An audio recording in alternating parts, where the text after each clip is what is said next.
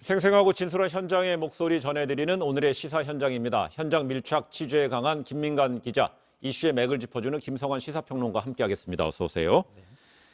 김민관 기자, 결국 민주당이 트럼프 대통령 탄핵 소추안 발의했네요. 네, 트럼프 대통령 임기 9일 남겨뒀죠. 이 9일 남겨두고 또다시 미 의회 탄핵 심판대에 올랐습니다. 네.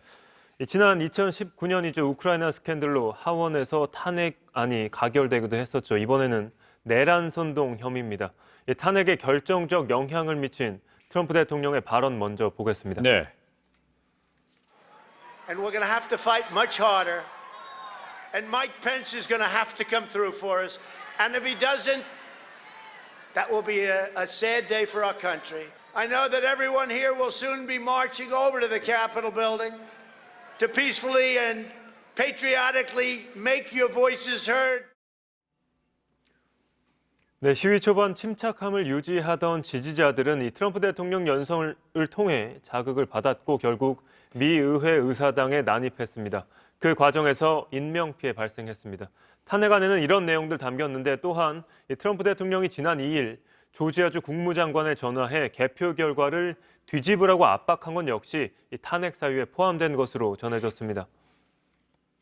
민주당은 이런 탄핵 소추안과 별개로 또 트럼프 대통령의 직무를 정지시키는 방안도 함께 추진하고 있잖아요. 네, 민주당은 마이크 펜스 부통령에게 이 트럼프 대통령의 직무 박탈을 위한 수정헌법 제25조 이 발동을 요구하고 있습니다. 직접 들어보겠습니다. In calling for this seditious act, President has committed an unspeakable assault on our nation and our people.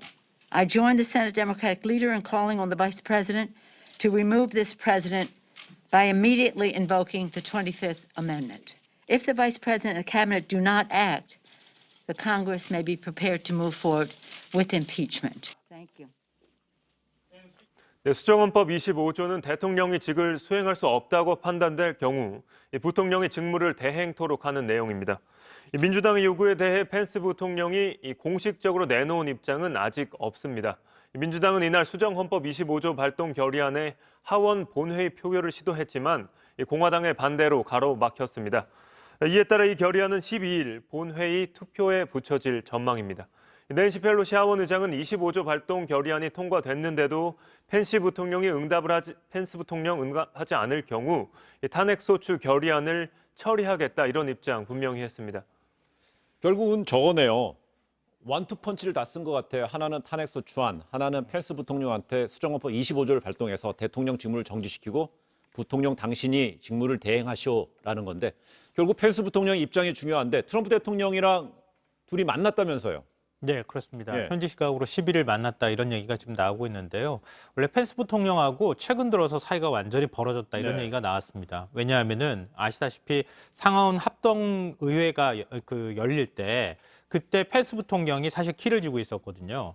그러니까 그러니까 대선 결과를 최종적으로 인증하는 역할을 해야 되는데 펜스 부통령한테 트럼프 대통령이 그거 인증하지 말라.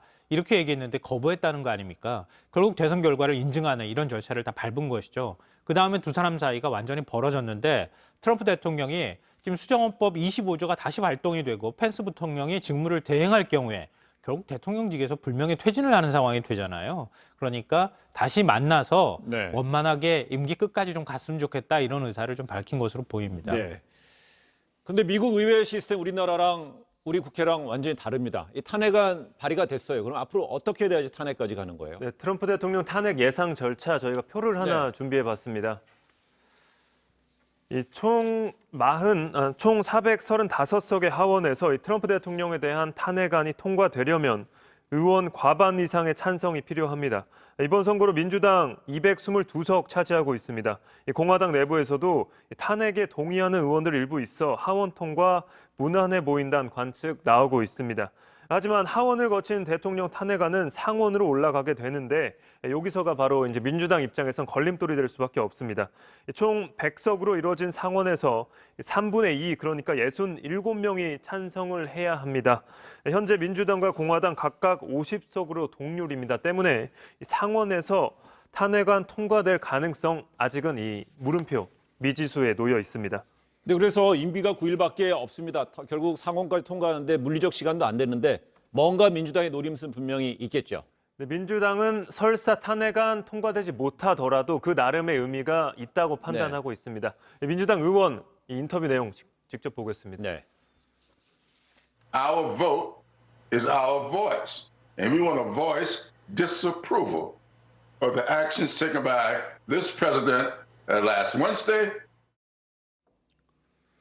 네, 물론 탄핵이 성공할 가능성도 있습니다. 이렇게 될 경우 이 트럼프 대통령의 피선거권이 박탈돼 오는 2024년 대선은 물론 앞으로 어떤 선출직에도 나가지 못하게 됩니다.